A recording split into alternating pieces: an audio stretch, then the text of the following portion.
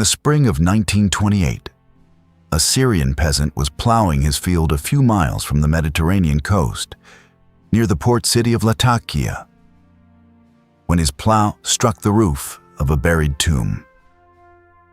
The man had no idea, but he had just cracked open one of the greatest archaeological finds of the 20th century. Word reached the French authorities, who at the time governed Syria under a League of Nations mandate. And the following year, a young archaeologist from Strasbourg named Claude Frederick Armand Schaeffer arrived on site to begin excavations. The mound was called Ras Shamra, the fennel head, and beneath its layers of dirt and stone lay an entire city, a city that had been destroyed around 1200 years before the Common Era and had remained buried for over 3,000 years. Its ancient name was Ugarit. On the 14th of May, 1929, as Schaeffer's team cleared the floor of a ruined building, the first clay tablets emerged from the soil. Hundreds more would follow. They were covered in cuneiform inscriptions, written in a Semitic language no one had ever seen before. So close to biblical Hebrew that scholars would come to call it a linguistic cousin.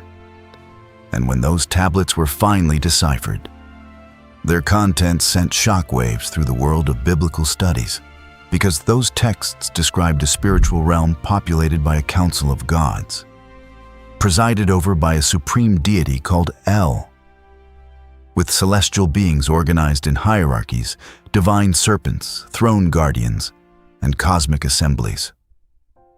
A world nearly identical to what lies between the lines of the Hebrew Bible, and one that later religious tradition went out of its way to hide, simplify, or forget. Before we go deeper into this investigation, there is something that needs to be understood. The Hebrew Bible, what Christianity calls the Old Testament, was not written in a vacuum.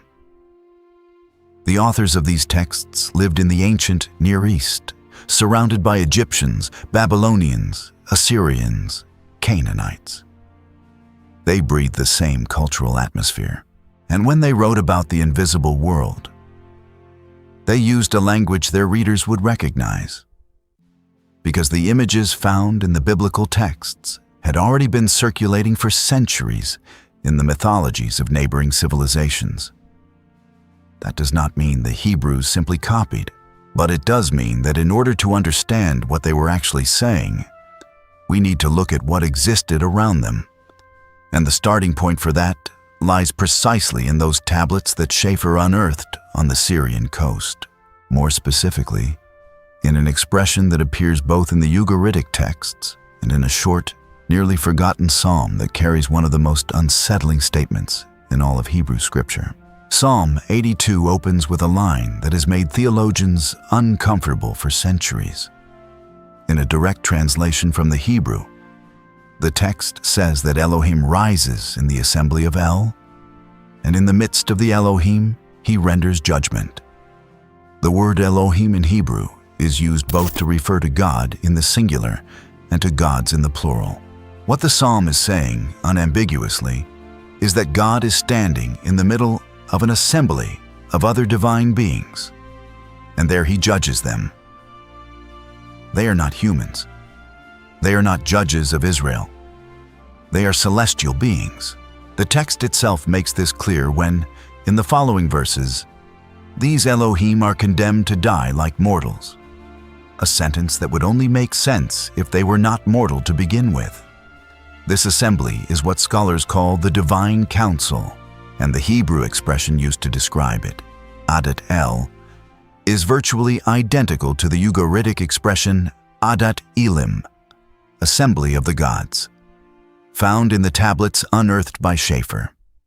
The Ugaritic texts described a pantheon centered around El, the supreme god, who presided over a court of divine beings. El had a consort named Athirat, and according to Ugaritic mythology, 70 divine sons, each one responsible for a different nation.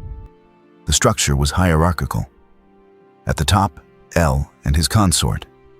On the second tier, the royal sons. the divine princes. Below them, the craftsmen gods and the messengers. When scholars placed this model alongside the biblical texts, the resemblance was impossible to ignore.